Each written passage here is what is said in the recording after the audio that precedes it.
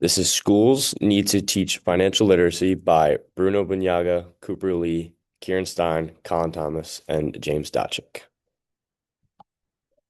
Table of contents: thesis, premises, information leading to premises, alternative perspectives, implications, conclusion, and sources. All right.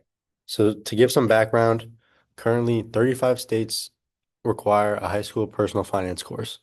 In these states, studies have shown a significant positive effect on financial health in the students who take these courses.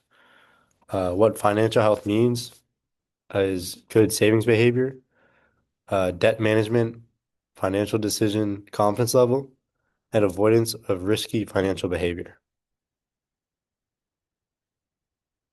So, as our thesis statement, we have schools need to require financial literacy classes as a graduation requirement because it provides students with essential life skills, reduces economic inequality, and prepares the next generation to make informed financial choices.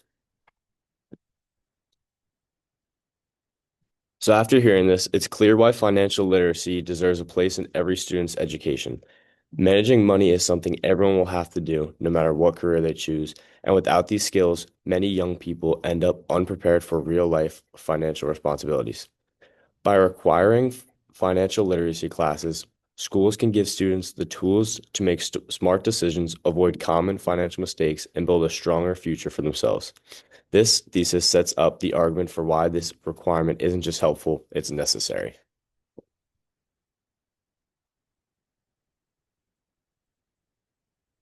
All right. So our premises. Our first premise is that financial literacy is an essential life skill that young adults often lack. Financial education reduces long-term mistakes such as debt, poor credit, and risky spending. According to the National Financial Educators Council, 72% of teens feel unprepared to manage their money. Teaching financial literacy gives students the opportunity to be proficient in economic stability and equity. And lastly, students need these skills as they face adult responsibilities earlier, such as going to college with student loans, managing bank accounts, their taxes, and budgeting. Um, and another fact is that the average high school student who plans on going to college takes on $30,000 in student loan debt without knowing how to save properly to pay off their debts.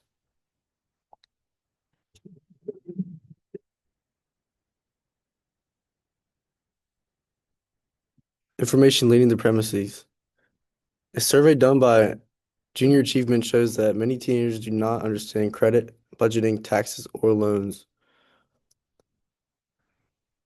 States that require financial literacy show improved credit scores, reduced default rates, and better financial behaviors in young adults.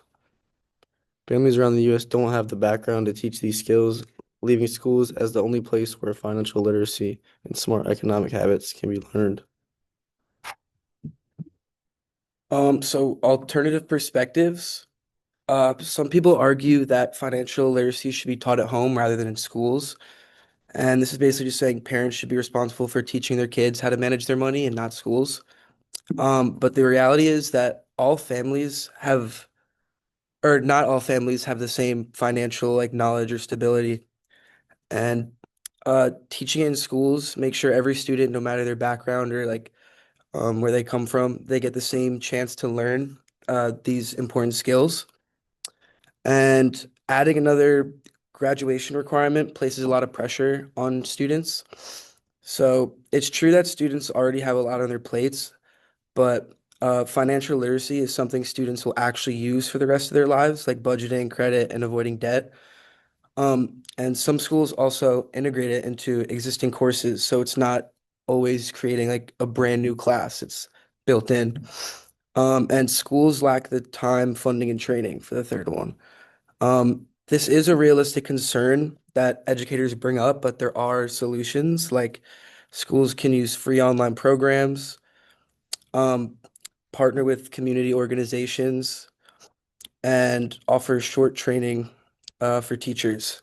And investing in financial literacy um, now can prevent bigger financial issues for students when they become adults.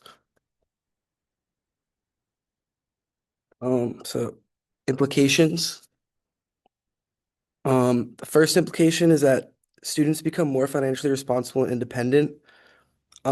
Teaching these skills early on helps students handle real life situations like budgeting, saving, and credit, and it prepares them to make smart decisions on their own, as they grow into adults and don't need their parents anymore. Second point, students avoid mistakes that take years to recover from. So younger adults often fall into debt because they don't understand loans, interest, and credit scores. By learning this in school, students can avoid things like missing payments or taking on debt that they can't handle in the future. And the third point, evidence shows low financial literacy, which leads to financial struggles. And so studies show that people who score lower on financial knowledge are more likely to have high debt, low savings, and live paycheck to paycheck. Oh, where was I?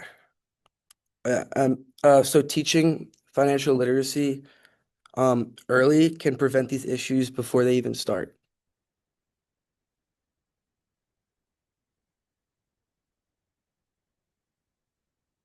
Conclusion. Financial literacy equips students with the tools to navigate adulthood smoothly, making finance classes a graduation requirement, closes economic gaps, and will lead to long-term financial stability. Teaching financial literacy will strengthen the next generation to make responsible financial decisions. I mean, these are all of our sources we used for research and information that we had for our thesis and all our premises.